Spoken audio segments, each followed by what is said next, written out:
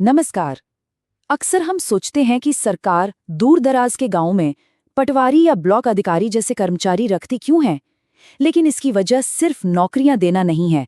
तो चलिए आज इस व्यवस्था के पीछे के असली मकसद को समझते हैं। तो सवाल बिल्कुल सीधा सा है। गांव में सरकारी कर्मचारी आखिर होते क्यों हैं?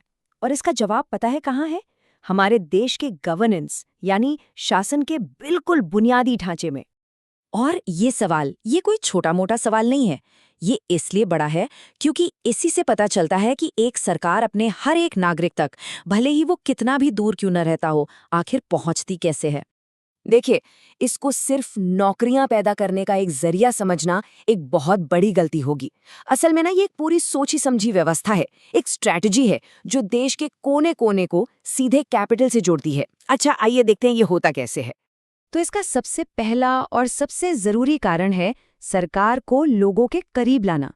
मतलब सरकार को लोगों के दरवाजे तक ले जाना। सोच के देखिए, एक गांव के लेवल पे ये कर्मचारी ही तो सरकार का चेहरा है, उनके हाथ पैर हैं। एक आम इंसान के लिए प्रधानमंत्री या मुख्यमंत्री तो बहुत दूर की बात है। उनके लिए तो असली सरकार वही ब्लॉक विकास अधिकारी या पटवारी ही है जिनसे उनका रोज का काम पड़ता है। और इनकी भूमिका को समझने के लिए ना ये पुल या ब्रिज वाली मिसाल एकदम परफेक्ट है। ये कर्मचारी सच में सरकार और नागरिकों के बीच एक पुल जैसा काम करते हैं।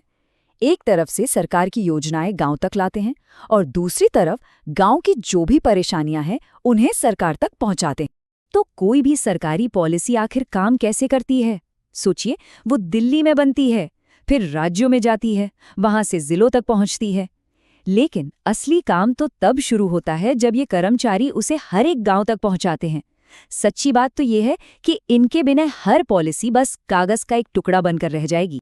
चलिए अब इसके दूसरे और उतने ही जरूरी पहलू पर आते हैं, डेवलपमेंट यानी विकास। ये सरकारी लोग सिर्फ एडमिनिस्ट्रेशन नहीं चलाते, बल्कि जमीनी लेवल पर विकास के असली एजेंट भी यही हैं। देखिए, दुनिया की सबसे अच्छी पॉलिसी बना लीजिए, पर जब तक उसे जमीन पर उतारा ना जाए तब तक वो बिल्कुल बेकार है। और इसको लागू करने की सबसे कठिन जिम्मेदारी इन्हीं लोगों के कंधों पर होती है। यही लोग हैं जो कागज पर लिखे वादों को हकीकत का रूप देते हैं। और इनका काम आम लोगों की जिंदगी से सीधा सीधा जुड़ा हुआ है। सोच कर देखिए, गांव का स्कूल आखिर ठीक से चल रहा है या नहीं, हेल्थ सेंटर में जरूरी दवाइयां हैं या नहीं, किसानों को सरकारी स्कीम्स का फायदा मिल पा रहा है। इन सारे सवालों का जवाब इन्हीं कर्मचारियों के काम पर निर्भर करता है।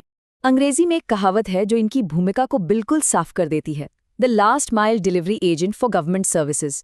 मतलब सरकारी सेवाओं के आखिरी छोर तक पहुंचाने वाले एजेंट।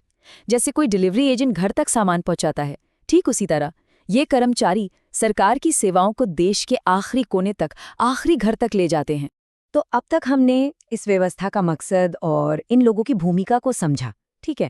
पर अब एक नज़र इस पर डालते हैं कि ये सिस्टम असल में काम कितना असरदार है और आगे चलकर इसका भविष्य क्या हो सकता है। और यहाँ ना हमें सिक्के के दोनों पहलू देखने होंगे। एक तरफ आइडिया तो बहुत अच्छा है, आदर्श स्थिति ये है कि कानून लागू हों, सेवाएं सब तक पहुंचें। लेकिन दूसरी तरफ है जमीनी हकीकत, जो अक्सर थोड़ी अलग होती है। कई बार रिसोर्सेज की कमी होती है और फिर आती है ब्यूरोक्रेसी यानी लाल फीताशाही, जिसके चक्कर में अच्छे से अच्छा मकसद भी फंसकर रह जाता है। लेकिन इन सारी चुनौतियों के बावजूद इस बात को समझना बहुत जरूरी है कि यही सिस्टम आज भी हमारे गवर्नेंस की, हमारे शासन की रीढ़ की हड्डी है।